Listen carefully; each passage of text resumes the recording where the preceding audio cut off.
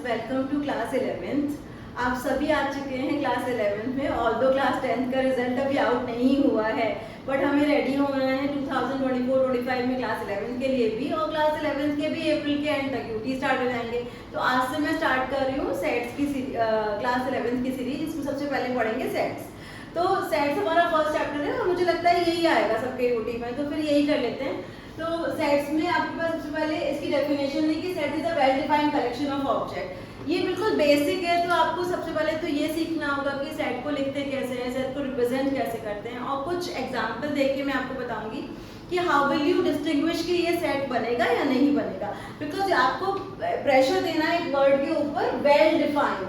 अगर ये well defined नहीं है तो ये सेट भी नहीं कहलाएगा। कुछ एग्जाम्पल देती हूँ मैं आपको। एग्जाम्पल जैसे ये फर्स्ट है कि collection of all reverse of India.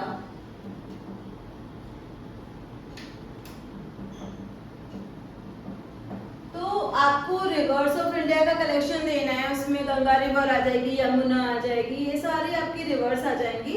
और आपको इसमें नाइल नहीं लिखना, बिकॉज वो इंडिया की रिवर्स है इसलिए। फिर उसमें हम दूसरा कलेक्शन जैसे आपको बताते हैं कि कलेक्शन ऑफ ऑड इंटीजर्स। तो ऐसा स्टेटमेंट जिसका आंसर सब बच्चों का सेम होगा उसे वेल डिफाइंड कहा जाएगा। जैसे एक मैंने क्वेश्चन पूछा था कि who is the most beautiful actress in the Bollywood. तो कुछ बच्चे कह रहे हैं श्रद्धा कपूर, कुछ कह रहे हैं आलिया भट्ट। अरे फिर वो थोड़ी ना सेट कहलाएगा, बिकॉज सेट तो वो होता है जो वेल डिफाइंड है। तो अगर हमने कुछ ऐसा बोल दिया कि मोस्ट ब्यूटीफुल एक्ट्रेस, तो वो किसी का जो मन आए वो लिख देगा, तो वो वेल डिफाइंड नहीं होगा। तो ये इसमें हमने ये जो दो लिखे हैं ये वेल डिफाइंड है, इसलिए करेक्शन के एग्जाम्पल बन गए। एक और क्वेश्चन था who is most talented writer in India, तो उसका भी आंसर वेल डिफाइंड नहीं है। बिकॉज टैलेंटेड में तो कोई बच्चा यही बोल दे कि भाई मैं ही सबसे टैलेंटेड हूँ, तो फिर तो हुआ ही नहीं ना ये। तो ये वेल डिफाइंड नहीं है। किसी को प्रेमचंद अच्छा लग रहा है, किसी को कोई बच्चा कह रहा था मुझे चेतन भगत अच्छा लग रहा है, तो इसलिए मोस्ट टैलेंटेड जो डेफिनेशन होती है वो हम उसमें नहीं कर सकते, वेल डिफाइंड में नहीं दे सकते, तो वो सेट नहीं माना जाएगा। तो अगर आपको इसके एग्जाम्पल्स लिखने हैं तो आप ऐसे लिख सकते हो। एक और एग्जाम्पल है collection of all months in a year. ये भी आपका एग्जाम्पल कहलाएगा सेट का, because it is also well defined. तो इस तरह के जो एग्जाम्पल्स आएंगे वो वेल डिफाइंड में आएंगे। बुक में आपको एक और दे रखा है, काफी सारे दे रखे हैं, prime fact various kinds of triangle. मैं इसको थोड़ा सा और नैरो कर देती हूँ, वेरियस काइंड्स ऑफ ट्रायंगल्स। थोड़ा इसको नैरो कर देते हैं, on the basis of sides. अब अगर आपको ये बात मालूम है कि ट्राइंगल्स को बेसिस ऑफ साइड पे डिस्टिंग्विश कर सकते हैं, तो आप उसमें सिर्फ 3 टाइप ही लिखोगे, एक स्कैलीन, एक आइसोसेलेस और एक इक्विलेटरल ट्राइंगल। तो everybody will write the same answer, so it will be called well defined. तो इस तरह के कुछ एग्जांपल एक और लिख लेते हैं। यहाँ पे मैं लिख रही हूँ even prime number. Everybody should know कि इवन प्राइम नंबर सिर्फ एक ही होता है, विच इज 2। तो ये सारे जितने 5 के 5 मैंने एग्जाम्पल दिए हैं, ये सारे well defined collection of sets है, इसलिए इन सबको सेट की कैटेगरी में रखा जाएगा। तो मैं सब पे टिक लगा रही हूँ। और मैंने आपको कुछ ऐसा भी बताया था कि जैसे आप most talented, collection of most dangerous animals in the world, वो सब नहीं है वेल डिफाइंड, बिकॉज उसमें मोस्ट टैलेंट ये सारे एब्स्ट्रैक्ट नाउन आ जाते हैं कि आपको मोस्ट ब्यूटीफुल, मोस्ट डेंजरस, वो सब नहीं होगा बिकॉज वो वेल डिफाइंड नहीं है। तो I hope it is clear. उसके बाद हम सेकंड्स में समझने वाले हैं कि how to represent a set.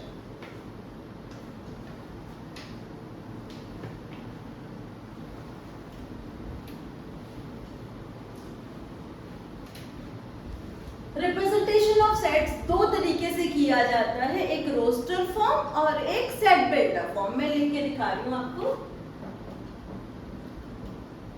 Representation of sets, representation of set में आपके पास फर्स्ट होगा रोस्टर फॉर्म। रोस्टर फॉर्म को हम लिस्टिंग फॉर्म भी कहते हैं। लिस्टिंग का मतलब होता है कि जो भी इसके एलिमेंट्स आते जाएंगे या मेंबर आते जाएंगे उनको हम कॉमा लगा लगा के कर्ली ब्रैकेट के अंदर लिखते जाएंगे। जैसे मैं अभी आपको लिख के दिखाती हूँ। और दूसरा है आपके पास set builder form. Set builder form में हमें कमांड देना होता है कि हम क्या कमांड दे रहे हैं। फॉर एग्जांपल मैंने बताया कि list the even prime number, तो आपने जो बोला कि x is a prime number, that is a command, और जो लिस्टिंग फॉर्म होगी वो रोस्टर। तो मैं आपको एक बार एग्जांपल लिख के दिखाती हूँ। जैसे कि फर्स्ट है आपके पास, पहले सेट बिल्डर फॉर्म में दे रही हूँ आपको, a इज इक्वल टू, हर एक सेट को कैपिटल लेटर से डिनोट करना है, a b c d and all, यहाँ पे कैपिटल है, और हर एक सेट को कर्ली ब्रैकेट के अंदर रखना है। कर्ली ब्रैकेट को ब्रेसेस भी कहा जाता है। तो हम यहाँ पर ऐसे पढ़ेंगे इसको, x is such that x is an even prime number, curly bracket close. आप फिर से पढ़ो मेरे साथ कि curly bracket x is such that x is an even prime number, curly bracket close. ये आपने कमांड दी है एंड इसी फॉर्म को बोलेंगे सेट बिल्डर फॉर्म। ये हमारी कहलाएगी सेट बिल्डर फॉर्म। अच्छा, अब आपको इसको रोस्टर फॉर्म में लिखना है, तो आप कैसे लिखोगे, a is equal to curly bracket, कोई कमांड नहीं, सीधा इसका आंसर, लिस्टिंग फॉर्म है ये, तो यहाँ पर 2 लिख दो और यहाँ पर आ गया इसका आंसर। अब एक दूसरा में दे रही हूँ आपको, a is equal to x is such that x is even natural number less than 10। अगर आप ले रहे हो लेस देन 10 तो 10 को इंक्लूड मत करना, तो आपका a का वैल्यू आ जाएगा, इवन से स्टार्ट करना है तो आपके पास हो जाएगा 2 4 6 8, दैट्स इट। तो ये आपकी जो दूसरी फॉर्म आ रही है ये वाली, this is known as roster form and this is also roster form. तो आप ये 2 फॉर्म सीख रहे हो, सेट बिल्डर फॉर्म और रोस्टर फॉर्म। और इसमें आपने ये सीखा कि जितनी भी एंट्रीज होती हैं, ये मेंबर्स होते हैं, इनको आप कॉमा कॉमा कॉमा लगा के ले सकते हो। आपको बोलना है कि एक और बता देती हूँ आपको, ये 2 एग्जाम्पल के अलावा एक और दे रही हूँ।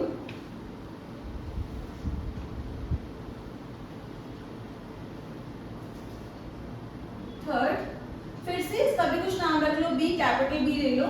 इसको बोलेंगे x is such that x is a, क्या बताऊं इसमें, x is a vowel in English alphabet.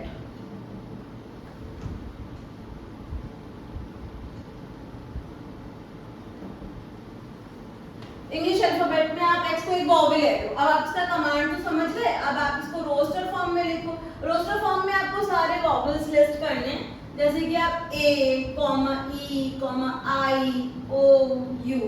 तो ये जो 5 एलिमेंट हैं जो आपने स्मॉल लेटर्स में लिखे हैं, ये सारे एलिमेंट्स कहलाएंगे। एलिमेंट्स को आप एलिमेंट्स कह सकते हो, मेंबर्स कह सकते हो, एंट्रीज कह सकते हो। तो this is how the representation of set will be done.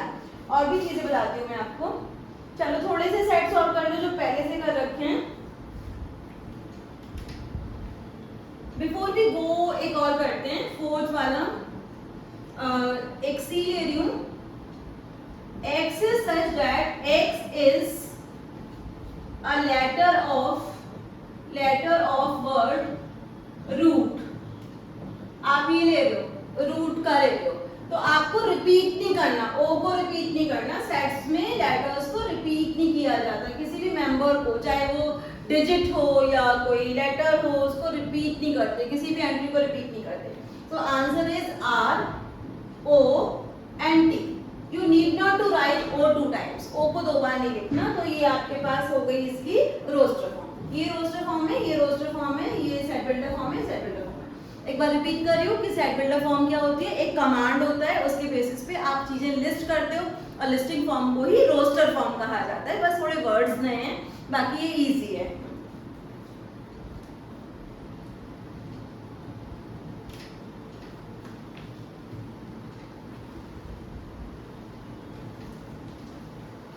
हाँ, तो मैं आपको पहले कुछ नंबर्स के सेट सिखाती हूँ। जैसे कि आपको एक चीज सीखनी होगी, n represent natural number, w इसका कुछ लिख भी लेते हैं, रोस्टर फॉर्म में भी लिख लेते हैं यहाँ पर। तो आपके पास स्टार्ट होगा 1 से, 1 2 3 4 और चलते जाओ, इनफाइनाइट सेट है ये। फिर उसके बाद आप आ जाओ w पे। w आपके कहलाते हैं होल नंबर, और होल नंबर में और नेचुरल नंबर में सिर्फ इतना फर्क होता है कि ये 0 से स्टार्ट होते हैं। नेचुरल नंबर का दूसरा नाम होता है काउंटिंग नंबर्स। फिर आप आ जाओ यहाँ पर z, आई होप सबको पता होगा, z का मतलब होता है इंटीजर्स।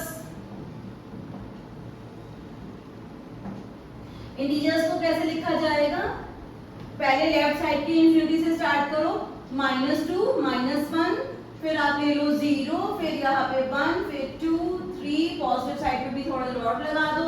इसका मतलब है नेगेटिव इंफिनिटी से स्टार्ट हो रहा है और पॉजिटिव इंफिनिटी तक जा रहा है।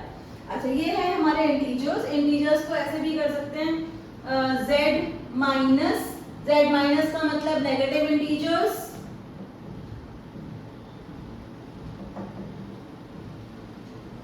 और जीरो को नहीं लेते हैं नेगेटिव पॉजिटिव में, जीरो अलग होता है। और फिर तीसरा होता है, करेक्शन को ऐसे ले लो 0 और ये z प्लस मतलब पॉजिटिव इंटीजर्स, पॉजिटिव इंटीजर्स। तो अगर आप पूरे इंटीजर के सेट को ऐसे 3 पार्ट्स में डिवाइड कर रहे हो तो z will be seen as, bracket लगा लो, ऐसे लिखने की बजाय पहले z माइनस, फिर 0, फिर z प्लस,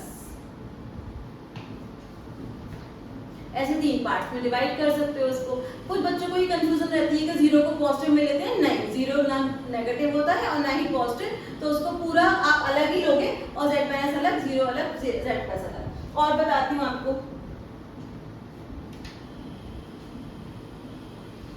इसी लाइन में इंटीजर्स लीजिए। इंटीजर के बाद आपके पास आते हैं rational number.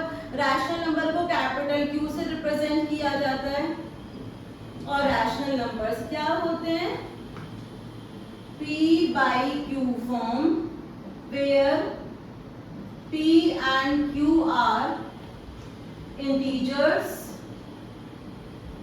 and Q not equal to 0, Q not equal to 0। उसके बाद आ जाओ t एक आपको नया लग रहा होगा, this is irrational number, and q and t rational और इरेशनल को मिला के क्या बनते हैं, रियल नंबर्स। एक बार रिवाइज करवा देती हूँ कि इरेशनल नंबर्स क्या होते हैं। इरेशनल नंबर एक तो pi, special number pi, Euler's constant e, as well as NTNR। NTNR का क्या मतलब होता है, non terminating non recurring decimal numbers, NTNR decimal numbers. इसके बाद एक और चीज बता देती हूँ आपको, सर्ड्स। सर्ड्स क्या होते हैं, रूट्स ऑफ प्राइम नंबर। एक बार मैं यहाँ पर आपको एक नोट दे रही हूँ कि सर्ड क्या होते हैं, रूट्स ऑफ प्राइम नंबर।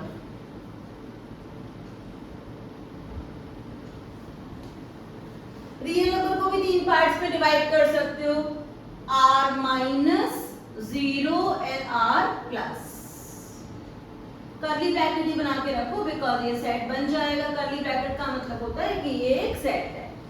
सो हमने सब तरह के नंबर्स कर लिए यहाँ पे। आई होप कि ये पूरा समझ में आ रहा है आपको। एक और चीज बताते हैं,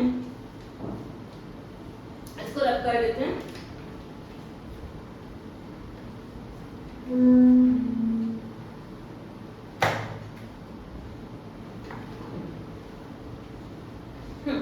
जब हम किसी के नंबर्स लिख रहे हैं, फॉर एग्जांपल हमने आपको बताया कि सेट बिल्डर फॉर्म में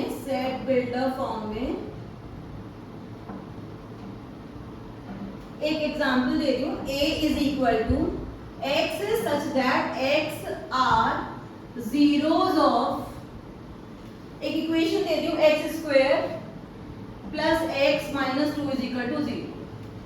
अब करना है इसे रोस्टर फॉर्म में। अब अगेन वही जो मैंने क्लास 10 में सिखाई थी, पहले मिडिल टर्म स्प्लिटिंग करेंगे यहाँ पर, तो ये हो जाएगा x where plus 2x minus 2 is equal to 0, x common, minus 1 common लेंगे, x plus 2 is equal to 0, x minus 1 and x plus 2 is equal to 0, x की वैल्यू हो गई 1 और ये हो गई -2। तो इसकी जो रोस्टर फॉर्म आएगी उसमें आएगा 1 and -2। जो इनके मेंबर्स होते हैं उसको बोलते हैं बिलोंग्स टू। जैसे कि मैं क्या लिखने वाली हूँ, 1 एक सिंबल होता है बिलोंग्स टू का, पहले यहाँ पे लिख लो ये ऐसे छोटा c और उसके बीच में ऐसे ये सिंबल होता है बिलोंग्स टू का, 1 बिलोंग्स टू a, फिर हम लिखेंगे -2 बिलोंग्स टू a। तो ये जो सिंबल है हमारा ये रिप्रेजेंट करता है, इसका नाम होता है एप्सिलॉन और इसका मतलब होता है बिलोंग्स टू। कैसे पढ़ते हैं इसको, बिलोंग्स टू, नाम है एप्सिलॉन, पढ़ते हैं बिलोंग्स टू। तो अगर वो उसका मेंबर है तो आप ये वाला सिंबल बना सकते हो, 1 belongs to a, -2 belongs to a, मतलब वो उसका मेंबर है, बिलोंग्स टू का सिंबल हो गया। तो ये सारी चीजें आपको समझ आ गई। सेट बिल्डर फॉर्म, इसके बेसिस पे हमें करनी है एक्सरसाइज 1.1। तो मैं हमेशा आपको ये बोलती हूँ कि जब मैं आपको कोई इंट्रोडक्शन वीडियो दे रही हूँ उसके बाद आप एक्सरसाइज खुद से ट्राई कीजिए। अगर आपको एक्सरसाइज में कोई भी डाउट आ रहा है तो आप मेरा नेक्स्ट वीडियो से उसे चेक कीजिए, और अगर आपको फिर भी लगता है कि आपको कुछ नहीं समझ में आया तो आप मुझे कमेंट में बता दो, तो मैं रिपीट करवा दूंगी। तो मेरे हिसाब से जो आपने अभी पढ़ा है, पूरा मेरे साथ जो पढ़ा है रिप्रेजेंटेशन ऑफ सेट, उसके बेसिस पे पहले आप करो 1.1।